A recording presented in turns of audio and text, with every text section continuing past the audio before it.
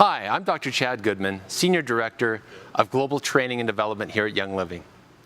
Gary Young, founder of Young Living, dedicated his life to helping others. He said, "My greatest joy is in knowing that someone has been helped with the knowledge that I have shared."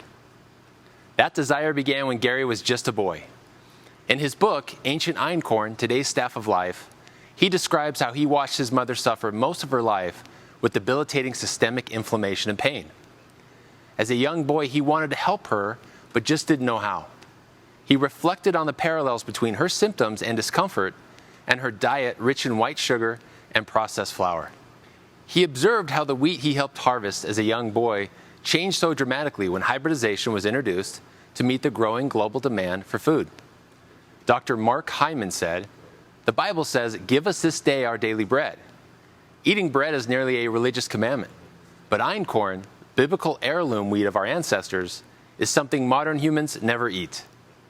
The modern hybrid wheat that we buy today and find in our breads, cereals, pastries, bagels, and all the various wheat products we eat is not the wheat that gave our ancestors health.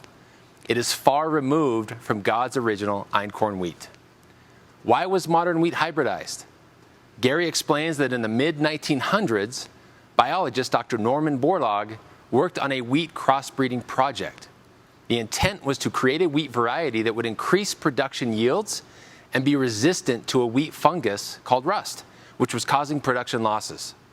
The new stalks of this crossbred wheat were shorter and sturdier to hold up the heavier wheat head, and the shorter stalks allowed for quicker and more efficient harvesting. Hybridized wheat also enables modern harvesting to bypass different stages of development.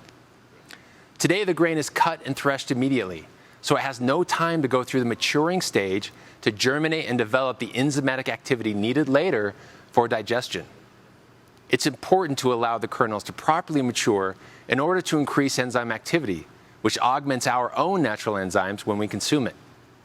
Wheat is harvested for man's convenience, not for maximizing health benefits. The new wheat yields more kernels as well, pushing the yield on the average North American farm to tenfold greater than farms of a century earlier. The wheat of today is not the same as the wheat of ancient times. Gary said that ancient wheat is Mother Nature's gift, and today's wheat is man's creation. Seed engineering and hybridization have also created wheat with complex genetics that can be difficult for our bodies to digest and process. Gluten that comes in our modern hybridized wheat is incompatible with the human body and can contribute to autoimmune diseases, inflammation, and a host of other unintended and undesirable effects. The concerns are such that there are now numerous options for gluten-free foods in the stores. So what is the problem with gluten? Well, it's really the type of gluten that matters.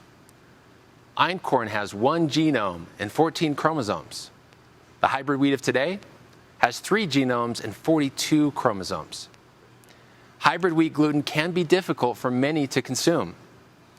They are foreign to the body and cause confusion in the digestive system. Modern wheat can be addictive, causing cravings for carbohydrates that increase blood sugar, blood insulin, fat storage, and food intolerance. Hybrid wheat gluten can decrease the fat-burning hormone leptin, leading to weight management issues, as digested wheat gluten has been shown to inhibit binding between leptin and its receptor. When gluten from man-made engineered wheat enters the bloodstream, it can trigger immune responses that damage the lining of the small intestine, which then interfere with the absorption of nutrients and can cause unwanted symptoms. Proteins, called prolamins, found in abundance in hybridized wheat, wreak havoc by triggering inflammatory responses in the gut and interfering with intestinal absorption of nutrients. Dr. William Davis, author of the popular book Wheat Belly, put it this way: "It is the ultimate hubris of modern humans that we can change and manipulate the genetic code of another species to suit our needs. Genetic modification and hybridization of the plants we call food crops remain crude science, still fraught with unintended effects." Our bodies are created to digest natural, wild grasses such as einkorn. The hybridized 42 chromosome modern wheat can be challenging for so many to digest. An immediate and direct food allergy to wheat is rare, but gluten sensitivity has become a concern for a significant percentage of the population. If you want to be proactive with your health, perhaps one of the early steps you can take is to eliminate unhealthy sources of gluten, such as modern hybrid wheat and man-made wheat products, from your diet and replace them with natural einkorn. Gary encouraged us to become label readers. It is critical to know what we are buying, so we must read the ingredients on a label. For example, you may think, I'm going to make a healthier choice. I'm going to buy oat bread instead of wheat bread. But you take a look at the ingredients on the packaging, and oats may be the 12th ingredient listed, after whole white wheat flour and enriched unbleached wheat flour, then followed by wheat gluten. Products may be labeled as gluten-free, but then be full of sugar, preservatives, and food coloring. Man-made hybrid gluten can be found in breads, cereals, pasta, soy sauce, ketchup, ice cream, and beer, to name a few. When we consume these harmful gluten-rich products, we can cause damage to the gut lining and greatly diminish nutrient absorption. You've heard that you are what you eat. Well, you are what you can assimilate or ingest. We want the microvilli of our small intestine healthy and vibrant to maximize nutrient absorption. You really want it like shag carpet with thick strands. But after years of abuse from poor diet or poor inflammatory diet made up of items like man-made gluten, the microvilli get beaten down, and that shag carpet becomes more like commercial Berber. That leaves us with less absorptive abilities, leaves us open to digestive distress and other chronic illnesses that can result from nutritional deficiencies. In addition to harming the structural integrity of the microvilli, the protein makeup of man-made gluten can also weaken the lining in the small intestine, as it contains a specific gluten peptide that often triggers the intestine's T cells as part of the immune response. When this happens, undigested food particles and harmful proteins can be released into the bloodstream. This is a leaky gut. These immune-triggering gluten peptides, however, are absent in einkorn. Another way to ensure proper assimilation of food is to focus on enzymes. Gary describes enzymes as food potentiators, making food available and enhancing the absorption and utilization of nutrients. We have digestive enzyme reserves that kick in as needed, but if we aren't eating enough foods that are naturally rich in enzymes, we may eventually deplete our natural reserves. Then when we eat heavy protein fibers and starches, we may experience digestive distress and our bodies struggle to break down and process our food. Supplementing with digestive enzymes, like Young Living's Essentialzymes 4, is critical to our health. Enzymes break our food down into minute particles, increasing the nutritional uptake and preventing large, undigested molecules from irritating the intestinal lining. Eating raw foods is a substantial way to replenish the natural enzymes your body needs to keep up that reserve account for those times when you eat foods devoid of natural enzymes. Gary taught to take enzymes up to an hour before eating and a good probiotic at night before going to bed to build up the intestinal flora or healthy gut bacteria. Make sure to use Young Living's excellent probiotic Life 9 to support a healthy gut as well.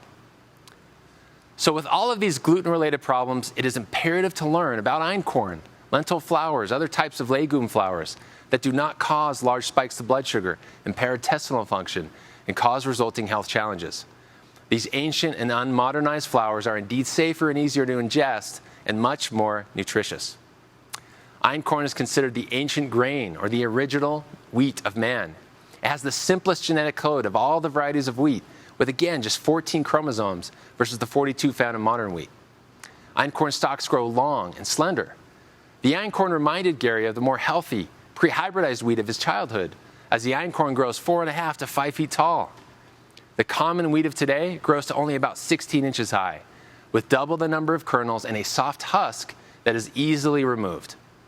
Einkorn, on the other hand, has a tough hull, but it is more protective against pests, disease, and climate. Gary looked at einkorn as a solution. He believed that einkorn, this ancient mineral and vitamin-rich grain with a low glycemic index and very low gluten levels, to be the best choice for consuming grains. He has provided a solution for those looking to avoid the harmful, inflammatory, and health-wrecking effects of modern hybridized wheat.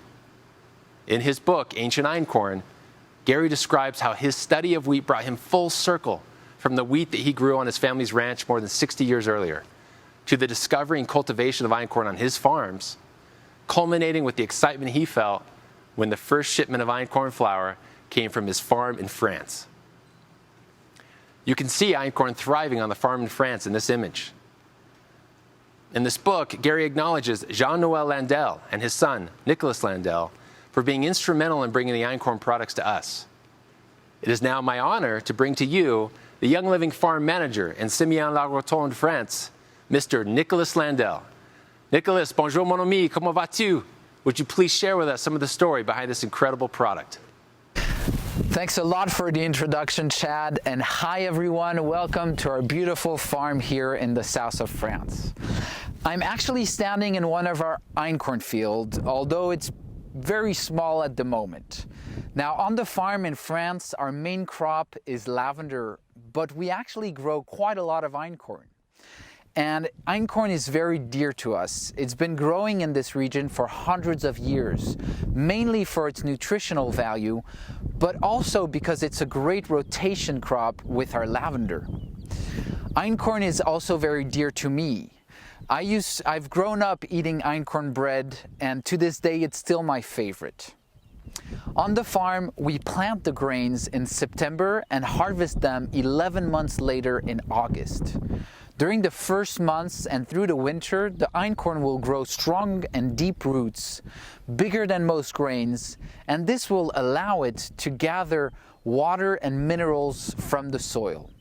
And it'll also help it survive the dry months to come. Now, 11 months is actually a long time for a crop to grow.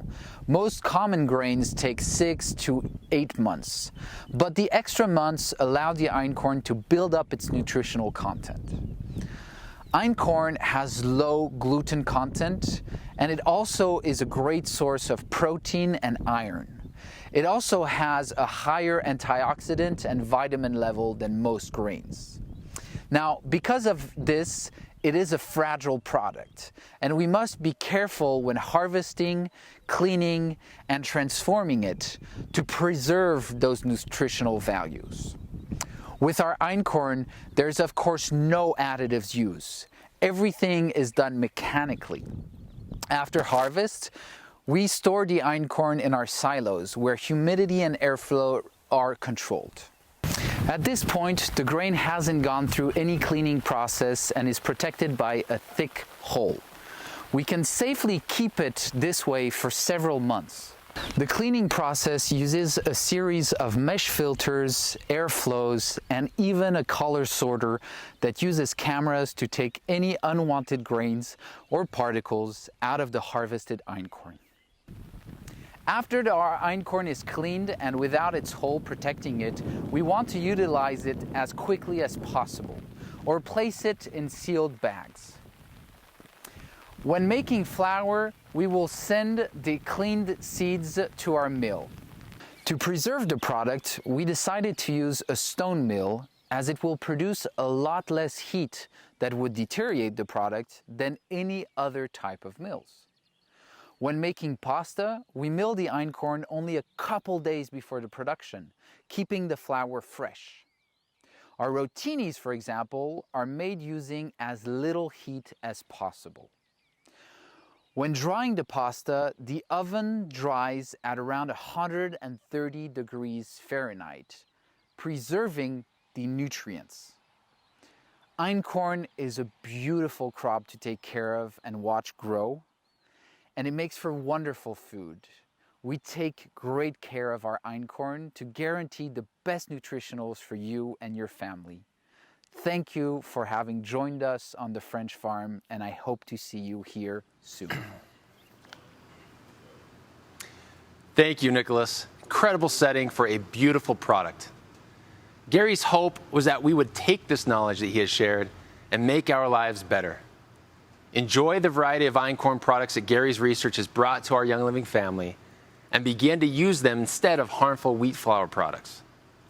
Gary suggested a simple solution: eat as natural as possible, avoid additives, and be a label reader. If you haven't already, make sure and pick up a copy of Ancient Einkorn, Today's Staff of Life.